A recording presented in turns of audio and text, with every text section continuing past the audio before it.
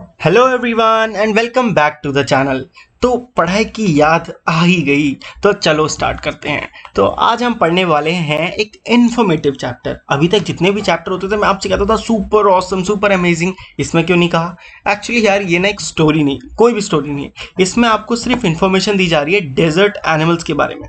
अगर तुम्हें यार अपनी थोड़ी एनिमेशन लगाओ ना, मतलब इमेजिनेशन लगाओ, एनिमेशन बोल दिया, I am so sorry, imagination लगाओ, तो तुम्हें कभी कभी दिमाग में ये आना चाहिए कि कैमल हो गया या डेजर्ट में जो भी एनिमल्स रहते हैं वो कैसे जिंदा रहते हैं, वो पानी खाना क्या खाते हैं। इन सारे क्वेश्चंस का आंसर करने के लिए चैप्टर आ चुका है। और हाँ, अगर तुम पढ़ने आए हो क्योंकि तुम्हारा पेपर है कल परसों तरसों नरसों जब भी, तो टेंशन बिल्कुल मत लो।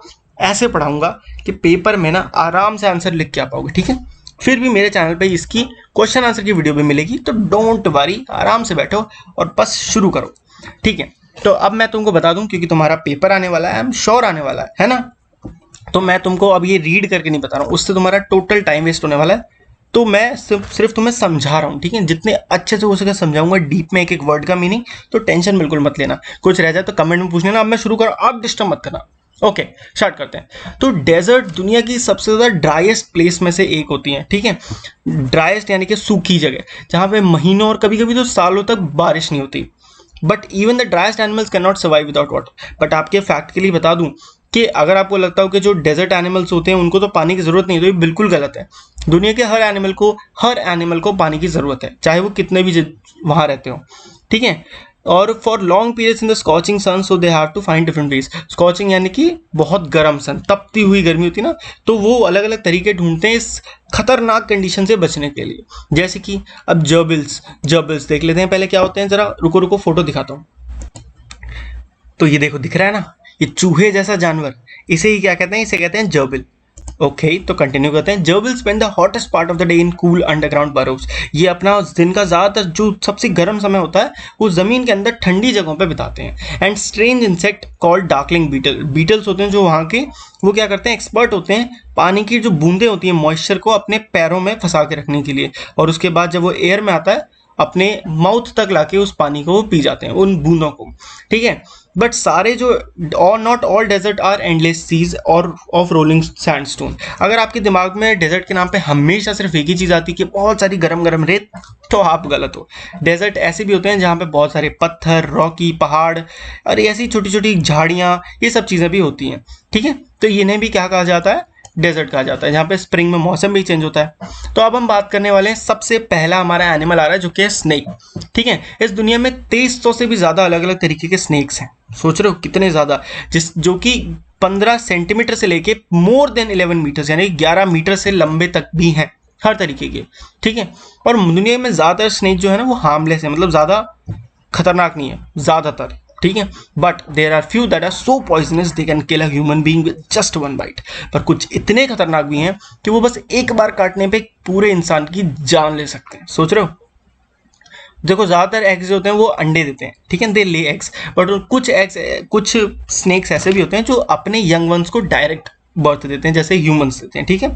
Rocky desert of America lives. अब यहाँ पे बात करी जा रही है एक स्पेशल स्नेक के बारे में, अभी उसकी एंट्री हो रही है, ठीक है। अब ध्यान से सुनो।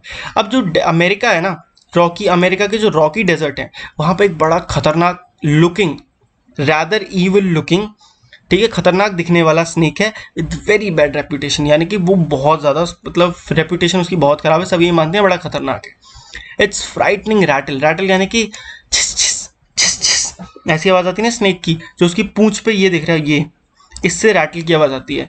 ये 30 मीटर दूर तक सुनाई दे जाती है जब ये ऐसे करता है, और खतरनाक तेजी से चाट से ये किसी को डस सकता है।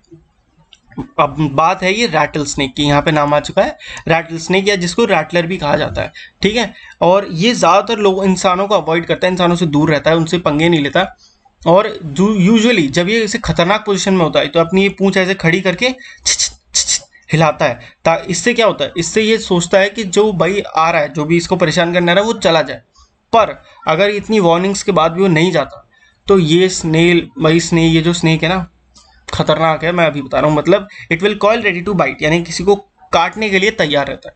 But rattler itself can not hear the noise. अब रैटलर के बारे में खास बात क्या है कि उसे कोई आवाज नहीं सुनाई देती, उसे सिर्फ और सिर्फ क्या सुनाई, वाइब्रेशंस, जमीन में जो वाइब्रेशन होती है उसके थ्रू थ्रू पता चलता है कोई चल रहा है फिर रहा है, यानी कि इंटरेस्टिंग।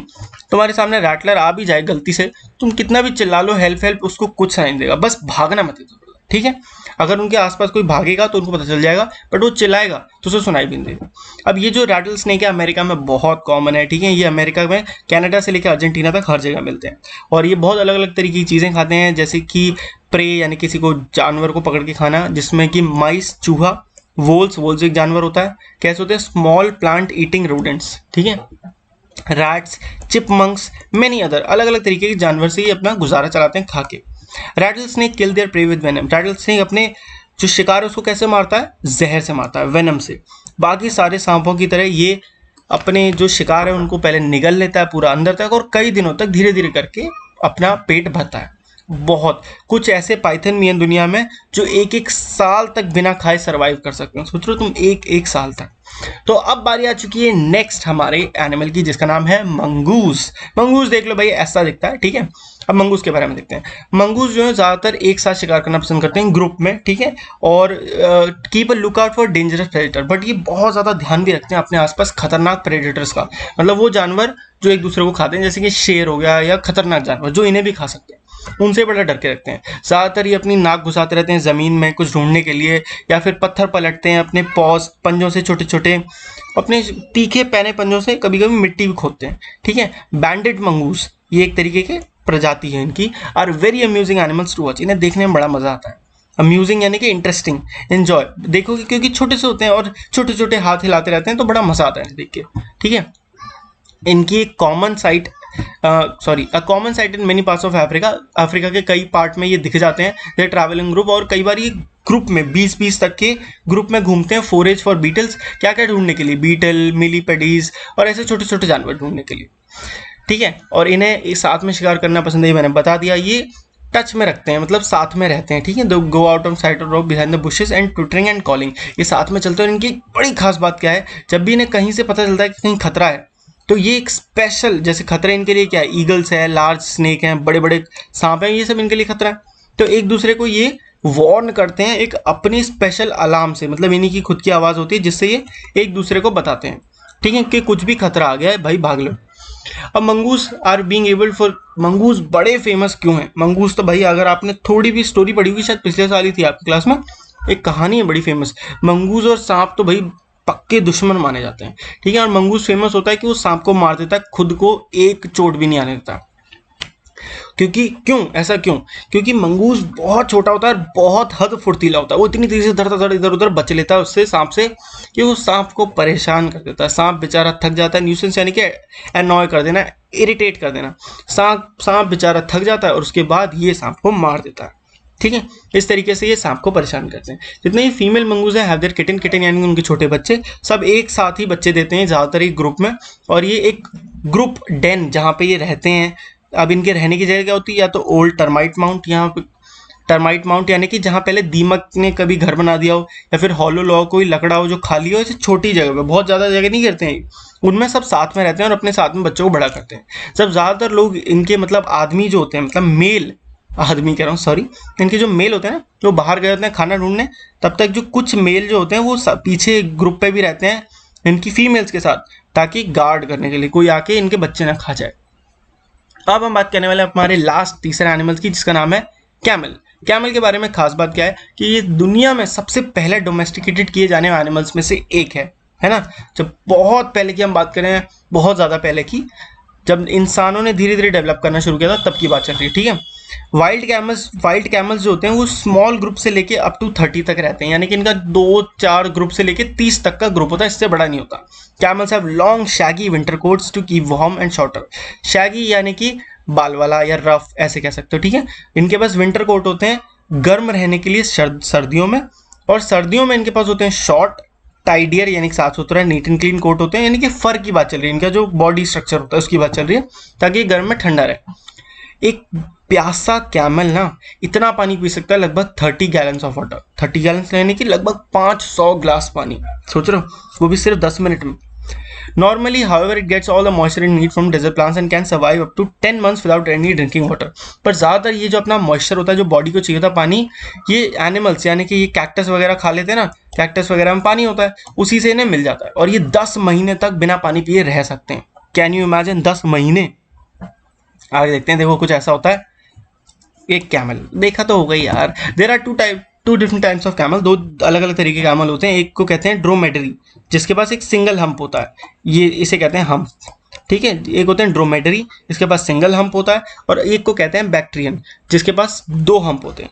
हम्प क्या काम क्या होता है, हम किसी भी डेजर्ट एनिमल्स को सरवाइव करने में हेल्प करते हैं। कैमल को स्पेशली कैसे, ये स्टोरेज कंटेनर काम करते हैं, यानी कि इनका जो खाना फैट है वो यहाँ स्टोर हो जाता है और उसके बाद वो धीरे धीरे बॉडी में जाता रहता है, बॉडी को एनर्जी देता रहता है, ठीक है। कहाँ थे हम, बाय एक्टिंग स्टोरेज करने, but they don't store water. अगर आपको लगता है कि इसमें पानी भर जाता है, बिल्कुल गलत, ये पानी कभी स्टोर नहीं करते, ये वहां पे सिर्फ और सिर्फ फैट स्टोर होता है इनकी बॉडी में, और इस फैट का यूज होता है इनकी बॉडी को नरिश करने के लिए जब खाना कम हो, ठीक है। जब इनके पास कुछ नहीं होता खाने को तो इनका हम्प जो है वो छोटा होता जाता है, क्योंकि उसका जो फैट है वो बॉडी में यूज होने लगता है।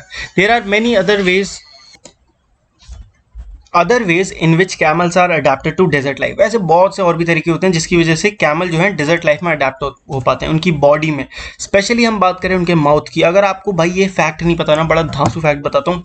एक कैमल की जो जीभ होती है ना, वो इतनी सख्त होती है कि भाई आप उसमें ना लोहे की कील भी मुड़ जाए, सोच रहे हो, इतनी ज्यादा टाइट होती है। So tough that even the sharp thorn, यानी कि आपने कैक्टस में कांटे देखे ना, वो भी पूरा ऐसे खा जाता है और वो कांटे से पता भी नहीं चलते कैमल को, इतने ज्यादा, ठीक है। तो बस चैप्टर हो गया खत्म, क्या हो गई टेंशन, पूरा हमने चैप्टर 6 समझा दिया। क्वेश्चन आंसर के लिए अगली वीडियो आएगी, ठीक है, उसमें देखना ये वीडियो वरना बहुत ज्यादा लंबी हो जाएगी।